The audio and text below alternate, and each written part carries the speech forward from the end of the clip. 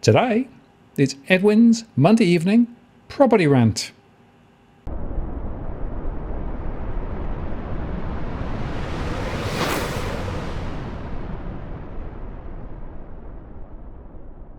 And again, it's Martin North from Digital Finance Analytics. It's another Monday evening. And so guess what? Edwin is with me once again. Hi, Edwin. How are you going? I'm doing fine, Martin. I still want to see those numbers. Show me the numbers. That's the beginning of our segment. Until the mainstream media come clean, I want to see the numbers. Show me the numbers, indeed. And there's a lot of partial numbers around there, and a lot of people trying to make extrapolations. In the Hitchhiker's Guide to the Galaxy, there's this wonderful line where they say they try to extrapolate the universe from a fairy cake, right? I think that's a little bit of an analogy of what we're seeing at the moment, right? Because, the numbers are actually telling you one thing, but people are extrapolating something completely different. Oh, look there, and this is the whole thing. Like we said last week, you show me the money, and then I'll show you the numbers, and there's a meeting point somewhere along the way, and today's numbers are brought to you by Channel 9 or the Nine Network. It also owns, I believe they own 60% share of Domain. I know, that's what Dusty tells me anyway. Cheeky thing. Yeah, well, you've got to ask who is actually paying for the for the numbers, right? And very importantly, what commercials, so if you think about it, if you're in the real estate sector, then obviously you want transactions, right? How do you get transactions? You try and convince people to buy property. How do you convince people to buy property? Well, of course, what you do is you actually spruik to high heaven and try and encourage people that this is now a critical point. If you don't buy now, you're never going to buy. So that's the logic, right? But unfortunately, reality and the logic doesn't necessarily always hang together very well when you start looking in detail. And that's what we do. You've got to look at the numbers. You've got to go granular. You've got to really understand what's going on, because the story is quite different. That's right. It also it works the same for selling, right? We know that the industry is in a lot of pain. So we know all those that are calling for listings.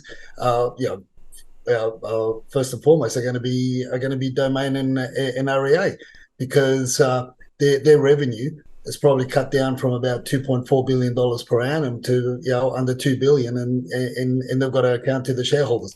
How do they make money? They make money by listings coming on market, and by the vendor paid advertising that are being paid for by those that want to sell. So with low selling numbers across most of the capital cities of Australia, well, the real estate industry is in a lot of pain, and who are the lackeys that go out there and get listings? Are the real estate agents, right? To keep on feeding the Domain and the REA machine.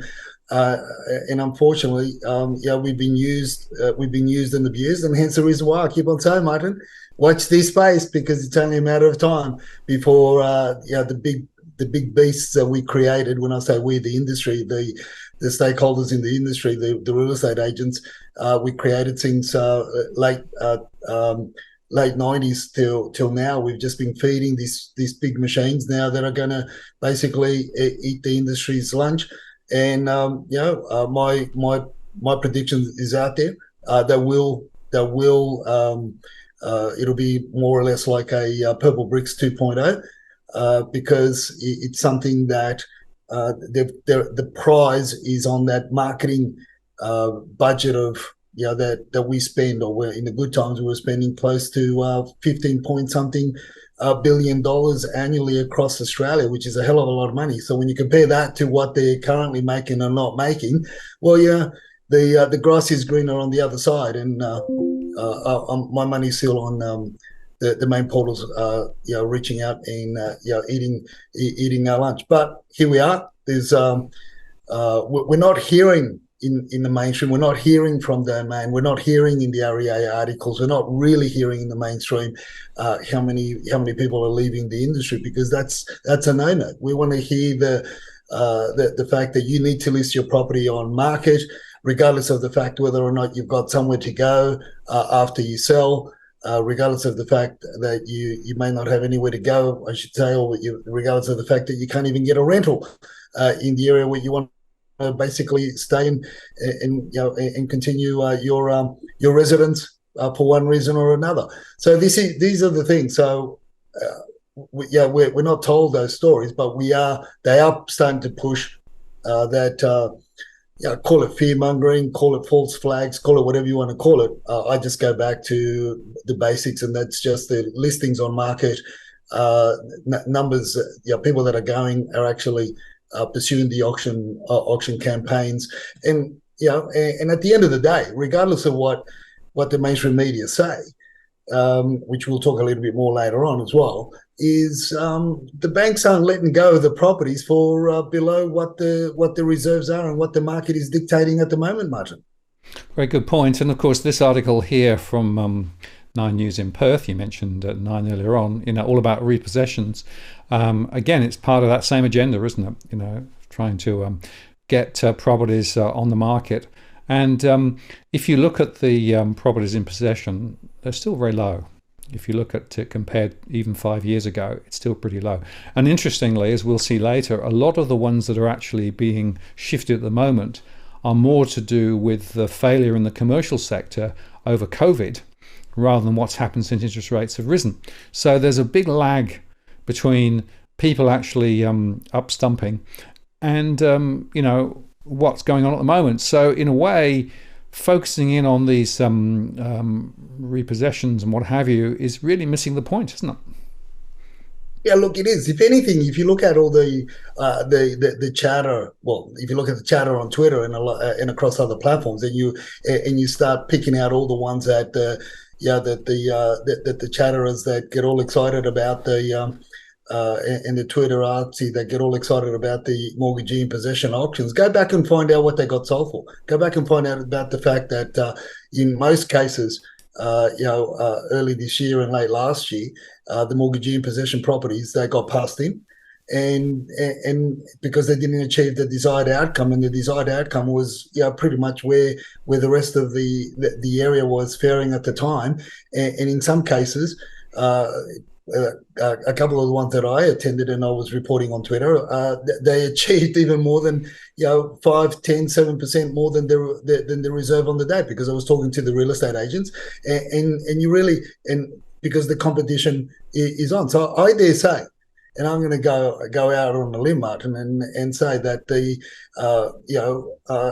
any mortgagee in possession at the moment, what it's doing is really creating a favorable outcome both for the bank and the poor bastard that is just lost the property to the bank, and after the lawyers get a hold of the money that it brings in on the day of auction. But I dare say they're going to walk away with something, whereas historically or in the past, a decade or so ago, even longer. There was nothing left over for the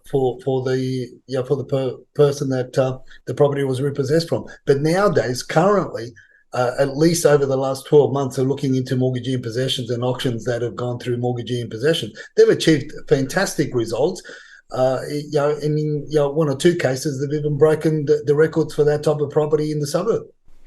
Well, that's right. We mentioned this last week, right? Sydney records massive spike in home auction numbers, right? So they're pushing the story. Now, hang on a moment. Those home auction numbers really hardly compare with last year, particularly high. And as you say, where there's particular examples of a property, going above asking, well, that's past, I guess, two questions. Partly, well, was it put it on the market at the right point, firstly, and secondly, what was the demand that drove it?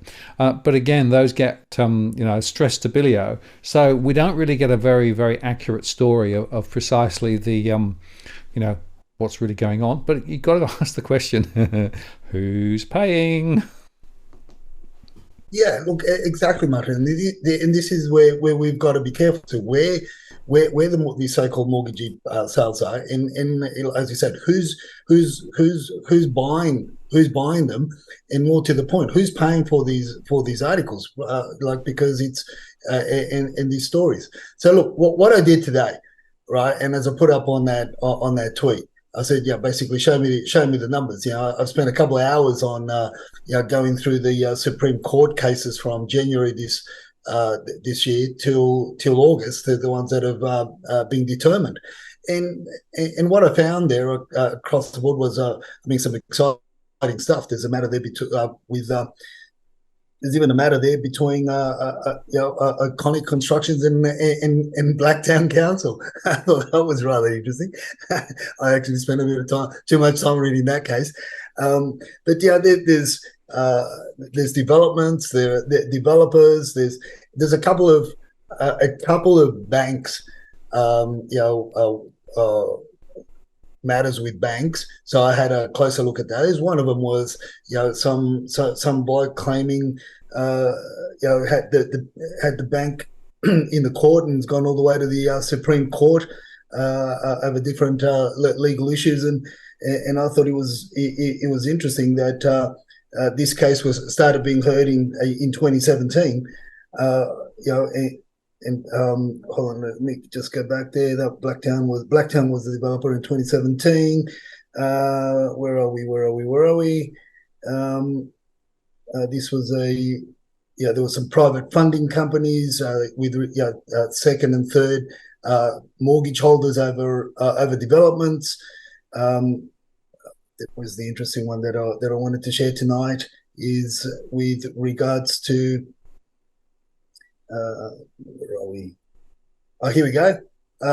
It was Halen the CBA, and when you started reading at that, I thought, gee, this is going to be interesting. This is probably mortgagee in possession. I mean, apart from that, it was some of the issues claimed in this case was treasonous actions by the CBA, unlawful sale of CBA.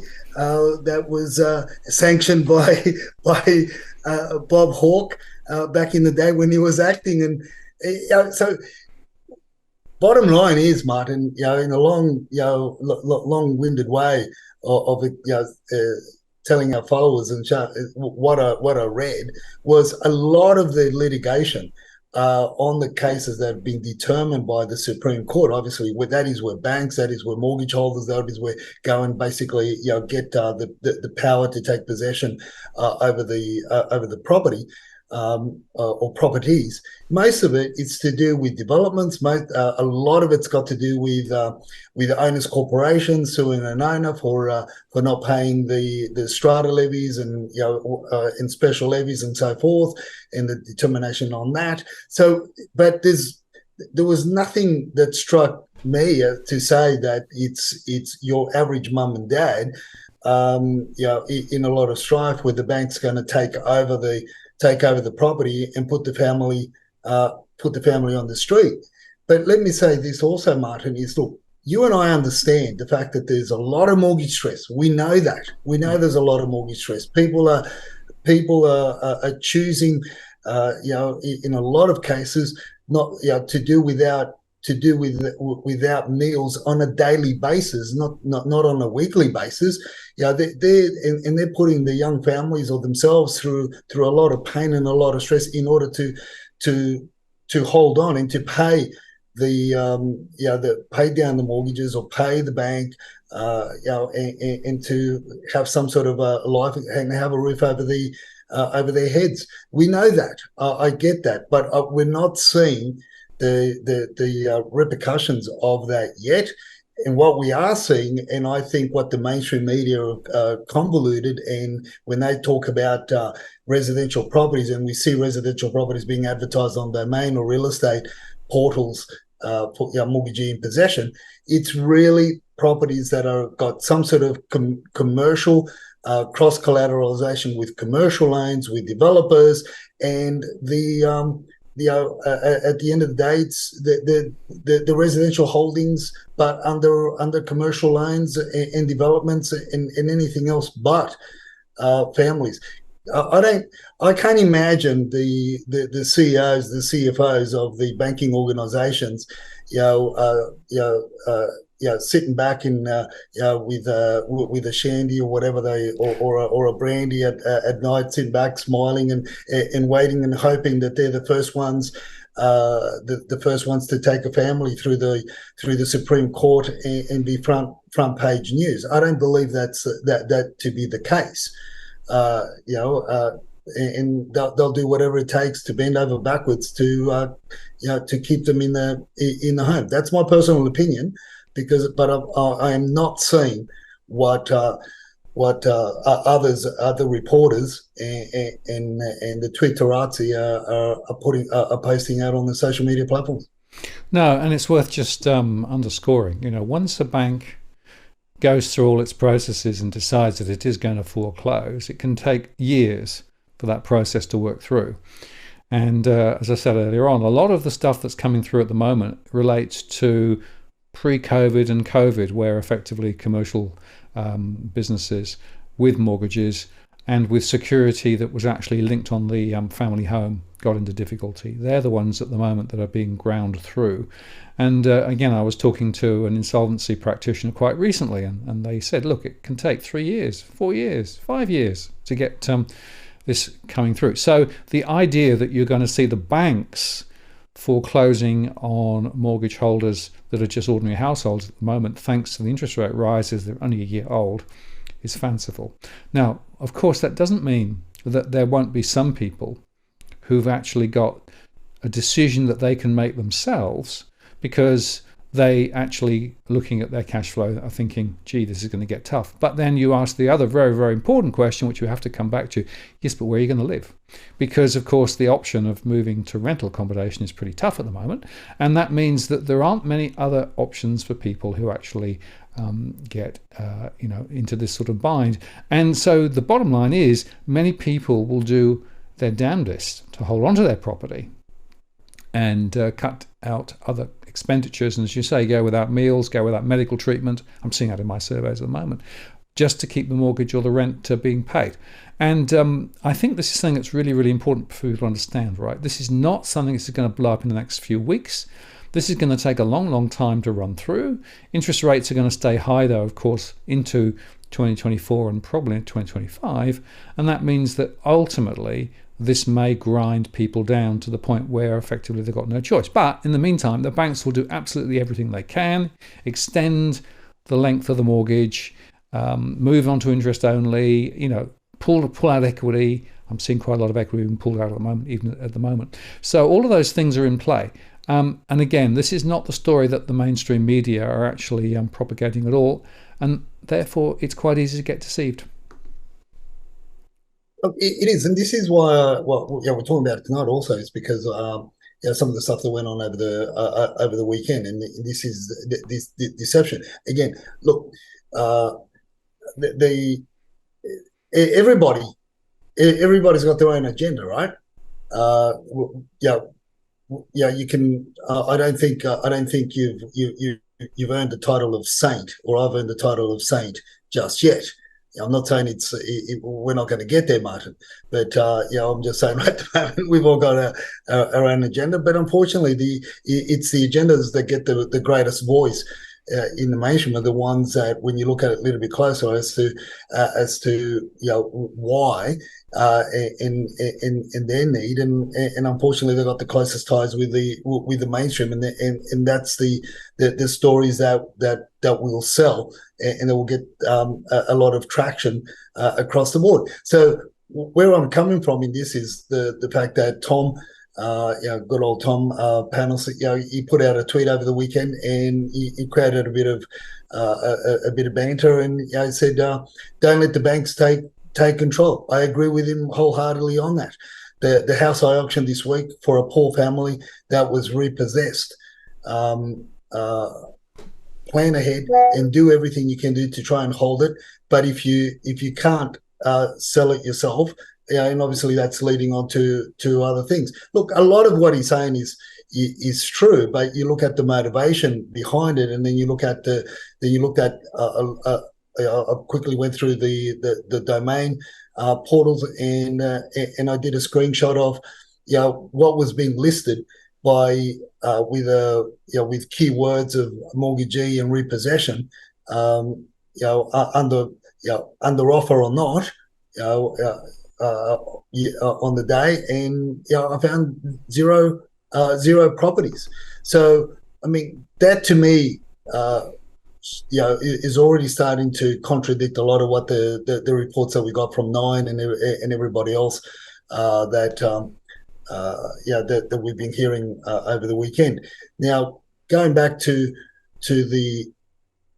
what we said, so then I thought, you know what I'll do is I'll shoot Tom a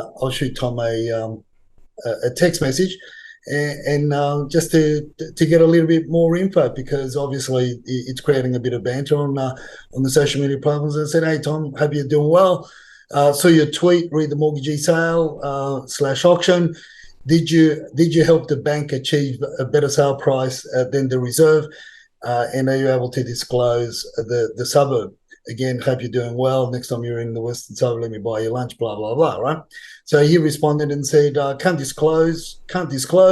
It actually didn't sell, but he did say, I cut that thing. He did say it's in the Penrith region.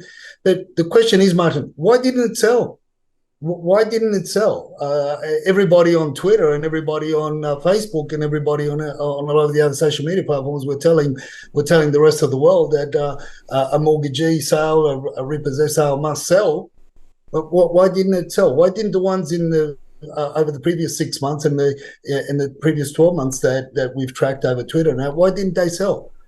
Because the thoughts and the philosophy and the fear that a lot of people are putting in at the moment, a lot of these people are putting in the main are erroneous.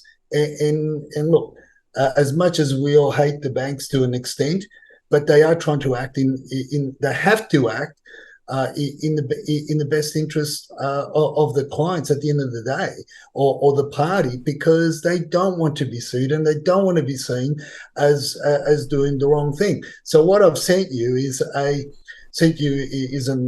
just a snapshot of an abstract of a great, for our followers. If you want to Google this, you can see for yourself. And the abstract spells out more or less what banks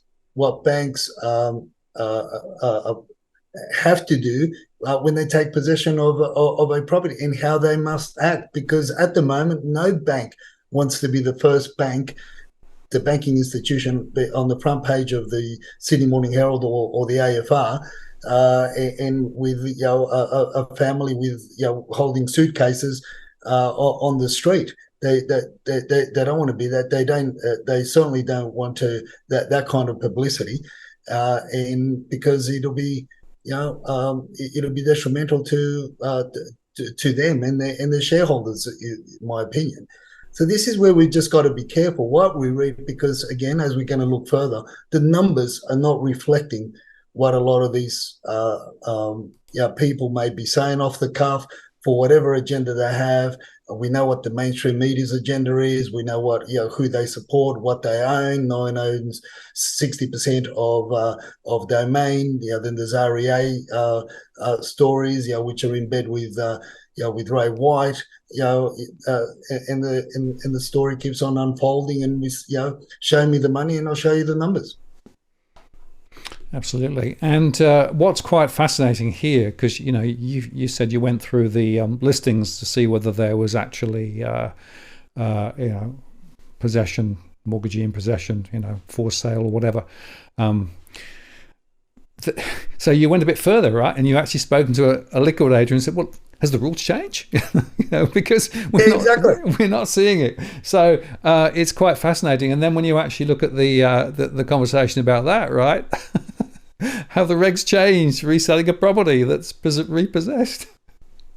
Yeah, look, I've dealt over the years with liquidators, and have sold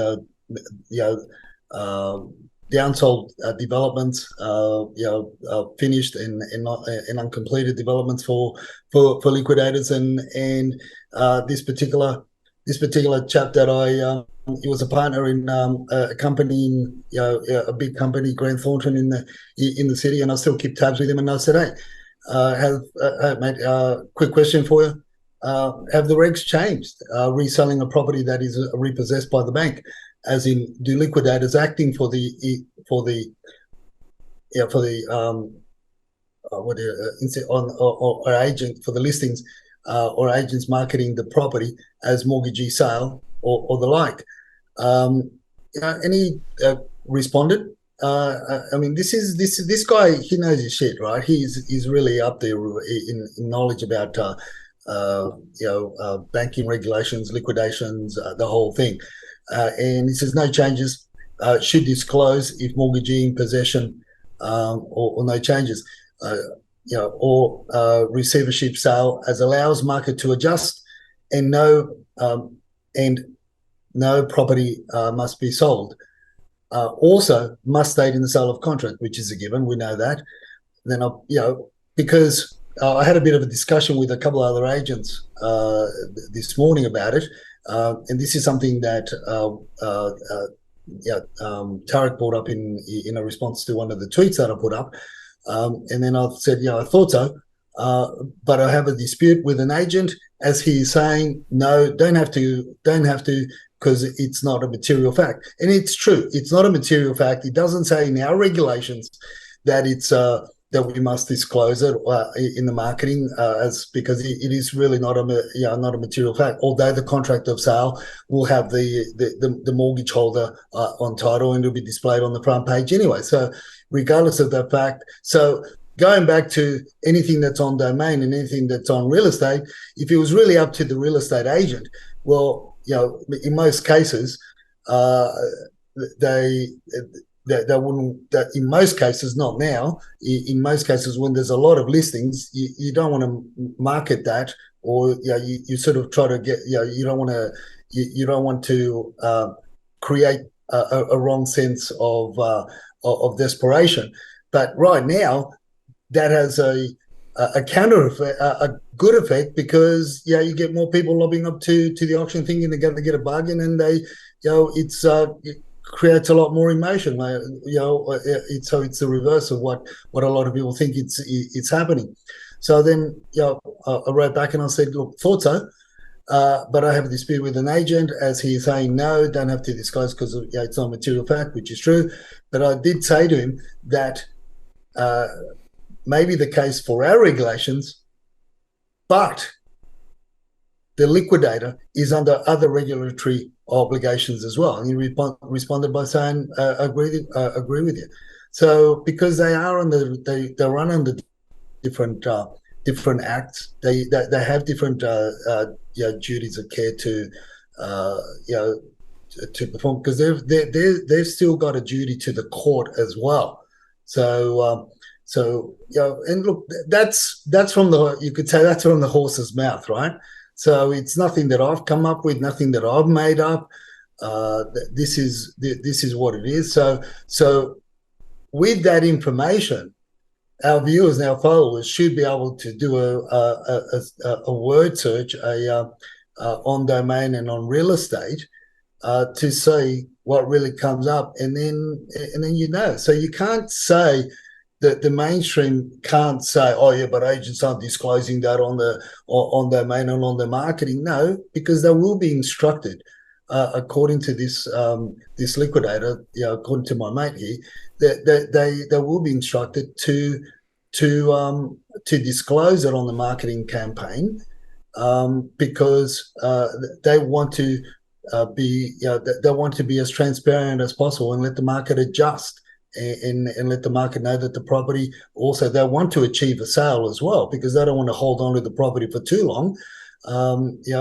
Because obviously every day, every action, has a price attached to it, and that comes off the bottom line at the end of the sale. Absolutely. I think it's a very important discussion, and liquidators have specific obligations. The degree of disclosure, of course, is determined by the circumstance, but you've got to understand that the rest of it's agents, marketing campaigns, and trying to get more people to come through. That's what it's about, right? And so in some cases, claiming that there is actually some problem, and that implies a forced sale, that's going to potentially bring more people through the door. Yeah, well, look, you look at some of the stuff that was being picked up by Parapower over in Brisbane. and he was sharing last year. And and then I just got on the phone and called the agents. I said, "Hey, how desperate are these so-called desperate sellers of yours? I'm a buyer's agent, and I just want a bit of background." Sort of more or less, pretended that I had clients that were looking into those areas of Brisbane that these desperate sellers were saying. And when they gave me the numbers and they gave me the guides and they told me the background, it was totally contrary to the marketing campaign at all. But it creates emotion, right? Sales are driven by a lot of emotion, and the more people that turn up to the so-called desperation auctions only end up doing the opposite, and that is pushing the prices a lot higher. And everybody thinks that they're going to go out there and grab themselves a bargain. You're too early to the party. Absolutely right. Well, let's just go and talk about the numbers because it's sort of a logical follow-on. And if we start with Sydney, there has been a little bit of an uplift. So if you look at this week's, we're at 15,762 compared with, if we look at last week, 15,401. So, a slight movement up, and it's a consistent trend. Listings do seem to be going up slightly. And of course, CoreLogic came out today and made the point that the growth in prices had actually eased in some areas, and that listings were continuing to rise. So they're basically saying, could be soft in the weeks ahead. Yeah, look, the buyers would certainly be hoping for that. And the buyers will be hoping for a lot more, because in specific suburbs, specific areas where they're looking at buying. I said that the spring numbers generally bring out your traditional sellers anyway, and a lot of the people that you and I have been talking about that are going to go to market are your traditional sellers that will wait for the spring, that don't want to sell in winter, because that's just the way it is for them, and that's their beliefs. So you've got the natural uptick of for sale listing numbers in both Sydney and in Melbourne, but how many more are we going to get? And is it going to be? Are we going to be really seeing the July, August, spring that some of the commentators? I haven't seen it because we're still tracking below 2022 numbers, and it's really having a counter effect to what they're professing that would happen, or what they would wish would happen in order to keep the industry afloat. I think it's really having a counter effect. But look, my concern still is that people are still asking for a lot more than what the property is worth, because they can still see in their areas of where they're selling, they can still see the numbers are very low, and they're really pushing the boundaries with the listing agents, and listing agents have got no choice but to listen to the whims and the whams of the sellers wanting 10, 15, 20% above what the property is really worth, because you know what, they can. And if the agent doesn't take it, if agent one doesn't take it, agent B will take it, or if not agent A or B, agent C will take it, because they need signboards on the street in order to keep the offers going, ticking up, and let's pretend that we've got activity and we're dominating, because that's how you have dominance over your territory. I mean, that's sales training, real estate 101.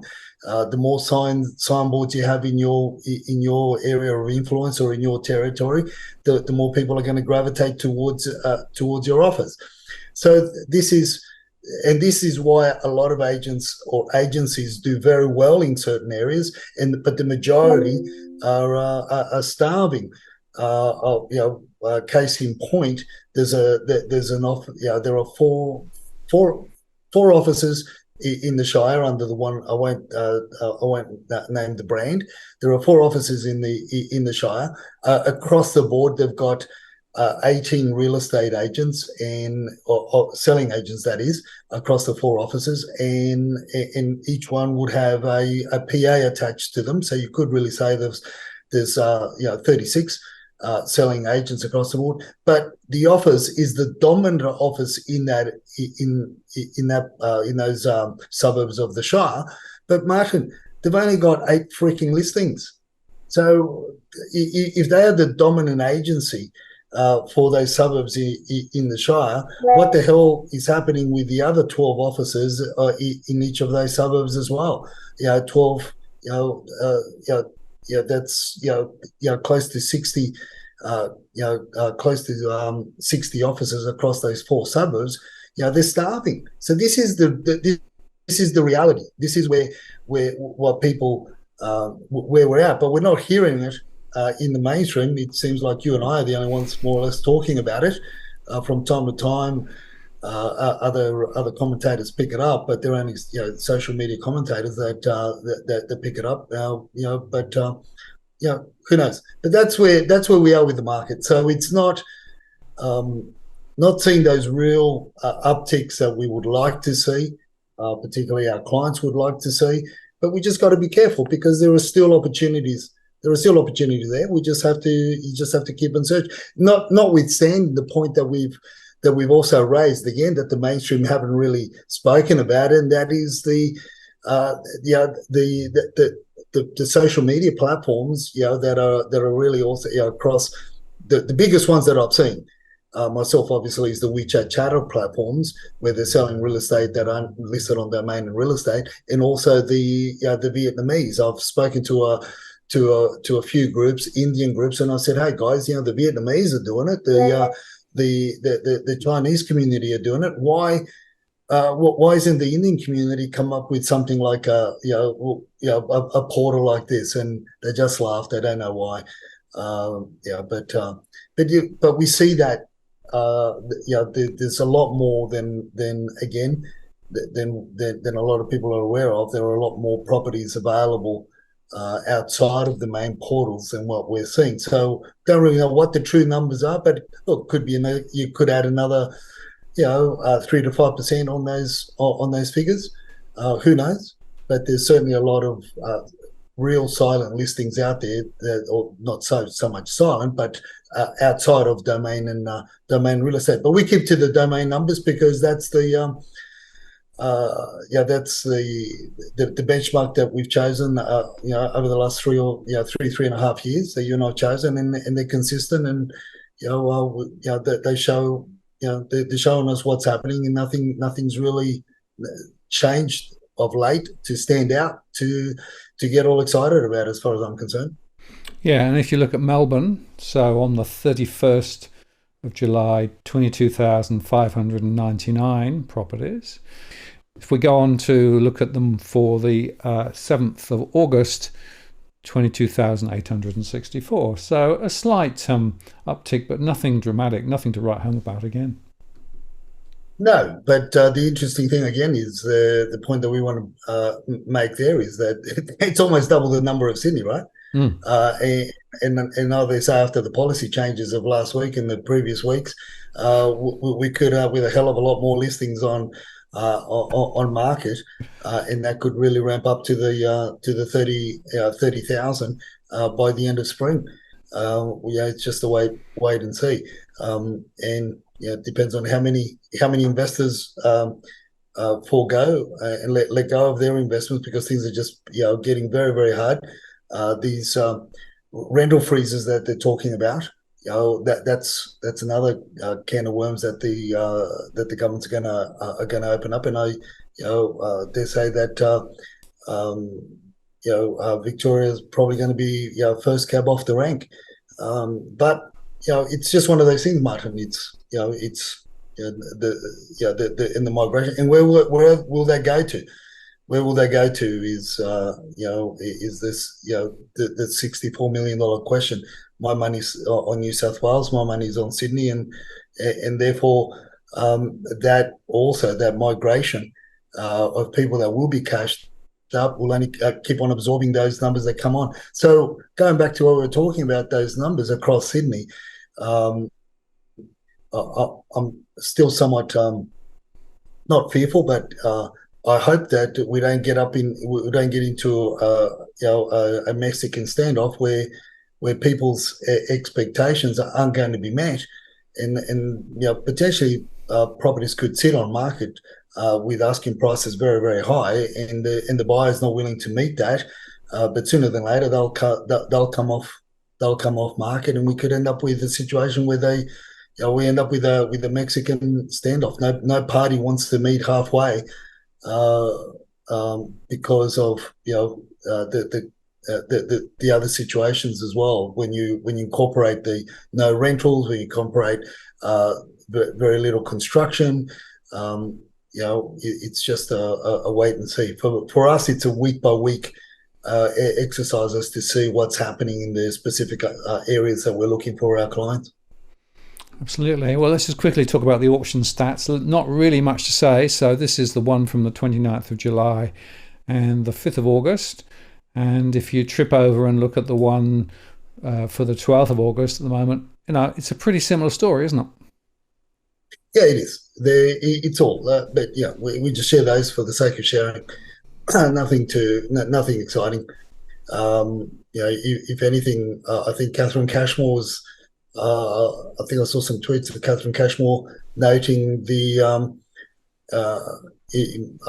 can't remember, it was just Melbourne or could have been Sydney because I don't follow the auction numbers on the weekend as much as she does, and saying that there's a lot of properties that are being sold prior to auction and also withdrawn.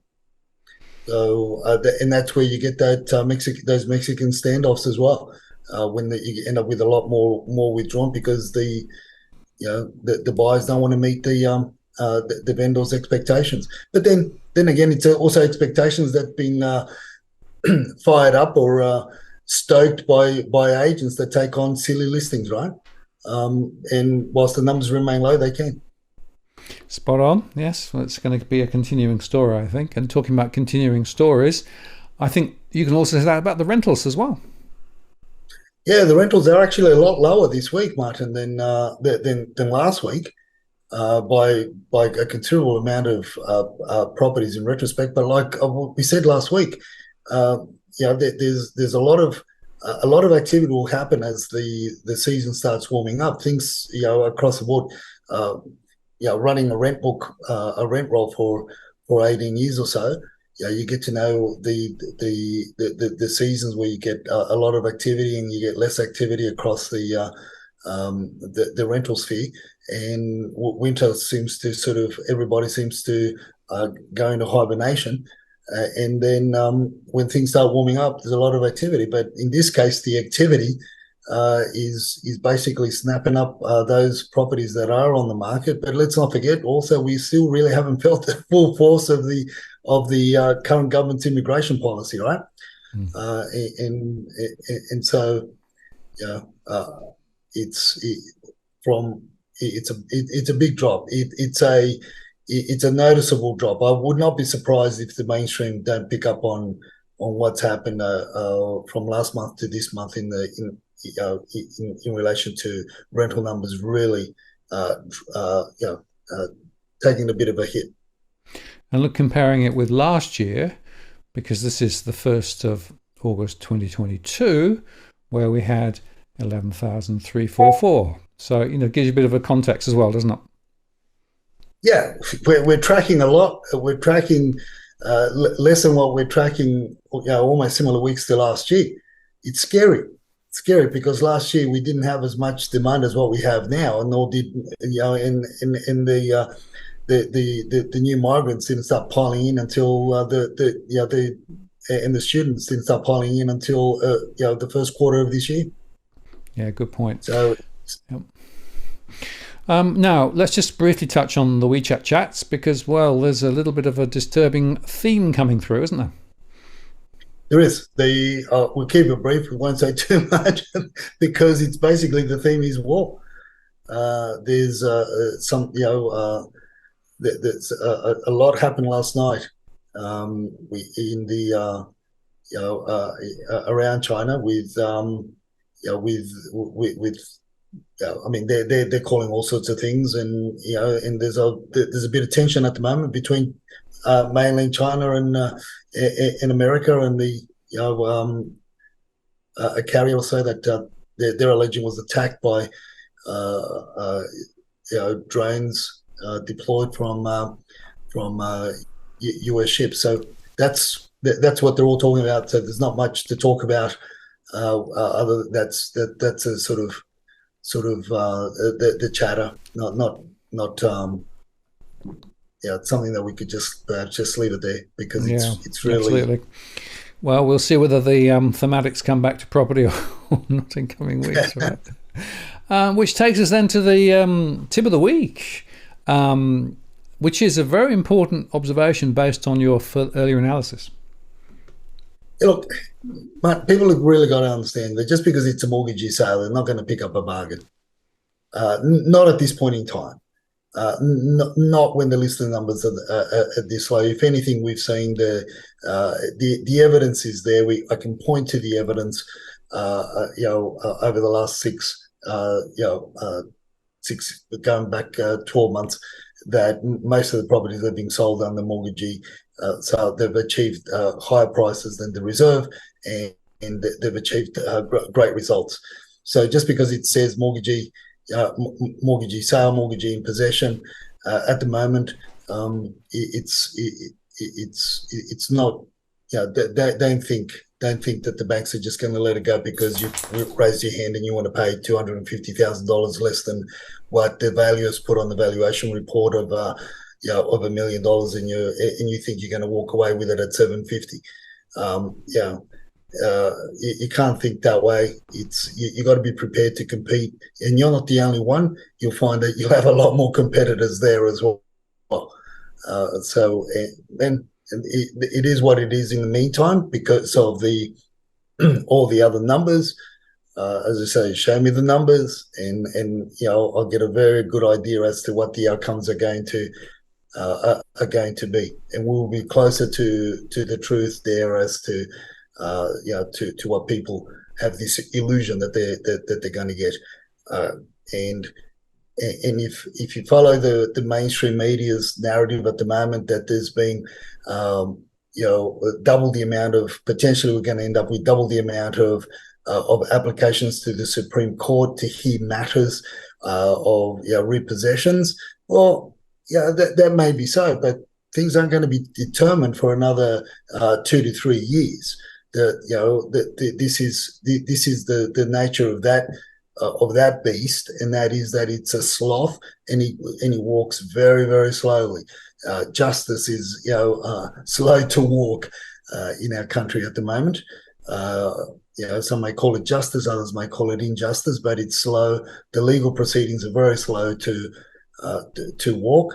And then finally, my point of view, and that is from mortgage stress to mortgage delinquency, maybe 90 days. But from mortgage delinquency to mortgagee in possession, you could tack on, at best case scenario, another 3 years. Well, in fact, I'm discussing mortgage stress tomorrow evening in my live show. I'll go through some postcode data and things. But the key point to make there, Edwin, is that households can be in mortgage stress for years. It's not a sudden trigger, right? It's a cash flow deficit. What it means is that they continue to milk their savings. If they've got savings, put more on credit cards, hunker down. They can actually maintain that for quite some time. But obviously, if the drain on the resources continues, there is a breaking point at some point. And the breaking point is catalyzed by higher interest rates for those on variable rates and the fixed rate cliff, which is happening at the moment. But it can take 2 to 3 years from mortgage stress to move towards delinquency. And then you've got another 2 or 3 years for that to work through, if in fact the bank actually decides ultimately that this is actually one that they're going to take. Our final point to make is the banks don't want bad publicity around foreclosures and delinquencies and all of those things. So they're going to tend to want to do a lot of things to try and actually say, no, nothing to see here, move on. And they'll be able to redefine, bad loans and, re-extend and all those, extend and pretend, just like they did through COVID. That's happening at the moment. So the thought that there is going to be a sudden, rush of properties coming on the market in the next 2 or 3 months, for sales, mortgagee in possession, that is just a false narrative. It ain't going to happen. No, and you don't have to look at also look at it from the point. Let's look at it from another point of view, right? So, if the rentals were a lot higher, if the rentals were double, if we were, even up to, let's say, 15,000. This is Sydney. This is across Sydney, and let's say 50-50 split between houses and apartments. If we're around 15,000, people would make the decision of under mortgage, the mortgage stress scenario. They'll say, you know what, stuff it. I'm just gonna sell, get out of here, and go and rent. But they've got no choice, right? Now, but if there were 15,000 rentals available, you would also say that there was a lot of choice, so the market wouldn't be as hot either from the sales point of view, because again, you've got people would be making that leap from ownership ledger to the rental ledger, and therefore there'll be more properties on the market for sale. But whilst there aren't properties for rent, it's very hard to make the decision right now. People are finding it very difficult to go back to call it the COVID mentality, and that is go regional and work from home. Not when also you've got the main corporations and businesses having a huge push to push them back to commute into the office. I mean, there's the huge drive to move back into the city. The big corporations, the big wigs, the banks, pushing their employees to go back to the big offices, in a lot of other major corporations as well. Why? Because there's also a government pressure on these organisations to bring their employees back into the CBD, because otherwise the CBD starves.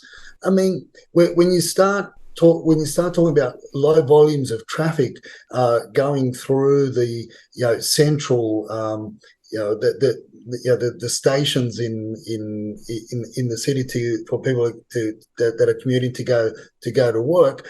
I mean, you only have to get off at a town hall, for example. You get off at town hall and you think, shit, I forgot my lunch. I better pick up a quiche so as I can have a quiche or some or warm up a pie at lunchtime. When you've got very low traffic flow, and obviously things are going to get more expensive because the convenience store owners have got to pay the rent and everything. So guess what? You've also got inflationary pressures there, and the quiche they used to be able to buy for $4.50, all of a sudden you're forking out $9 for something half the size, because that's the way it is, because they're not getting the traffic, they're not getting the business through, and hence the government's push pressure, I would imagine, on a lot of these organizations. Hey, get your employees back into the city, because the city day life as well as nightlife and the retail hospitality industry is just absolutely going through the proverbial shithole. Well, that's right. It's interesting that some firms are now starting to impose on their employees an obligation to be back in the office. I mean, for example, in the US, I think Zoom has said if you're a Zoom employee and you're actually under 50 miles from the Zoom office, you need to be there at least, sometimes. In London, it's the same thing. They're starting to actually turn the wick up to get people back into CBDs. It's true, I think, in Sydney and Melbourne and other CBDs too. And I guess the question for me, Edwin, is to what extent this is a pendulum swinging back, or will it actually ultimately be coming up against two factors. One is that people have actually got used to working remotely rather than actually working in the office. And then secondly, the costs of actually being able to go into the office, whether it's on the train or whether you're driving, because of inflation, is going to be quite a lot higher. So that's something I think people haven't factored into this thinking. So I'm not convinced that we're going to see the pendulum swing right back, which then puts the pressure on those businesses that are in the CBDs. And that's another reason why I think we're going to see a very uncomfortable period for the next little while. Simply because I'm not sure that this is going to be a return to normal. Maybe there's a new normal, which is actually more remote. And by the way, we've still got a lot of Baltimore people who are actually bought further out because they could actually do things digitally. We're making a show between Australia and the UK, not an issue at all. In fact, the connection is better than it was when I was in the Illawarra. Can you believe that? So it just shows you that maybe digital isn't that bad after all. Yeah, look, we could go around and keep on talking as to the reasons why, but just look at the numbers. Look at the numbers and don't be fooled by what the media is saying right now. Be cautious, don't jump in, because the emotion works both ways. Emotion could force people to sell, but the question is where do they go, and then they regret that decision. And what emotion could also make people believe that they're going to go out and get a bargain and jump in prematurely, and more to the point, jump in prematurely, get caught up in the frenzy and thinking they're going to get a bargain and forego all the due diligence. It's just be careful. And if you think you've done the research again and again and again. Good advice, Edwin. I tell you what, we might do a live show. What about Tuesday week, where we can take this conversation a bit further and perhaps get some questions from the audience directly, because I think this is a really, really important conversation. Oh, look, definitely. I'll also hopefully by that week, by then, a couple other matters would have been concluded that also come across in the Supreme Court that are currently being heard, where one developer is tied up from reading and from knowing what's happening in that case. I think we're going to have 10 properties that are going to be on the market very soon. So share a little bit more about that as well. Okay, all right. Well, so folks, if you like Edwin, we'll do another recorded show next Monday, but Tuesday week, so in other words, 8 days from now, we'll have a live with Edwin as well, and we can get some questions direct from the audience. Edwin, thanks very much for your time once again. Always a very interesting conversation, and look forward to doing it again very, very soon. Take care. Thanks, Martin. You take care. You look after yourself. Cheers. Bye.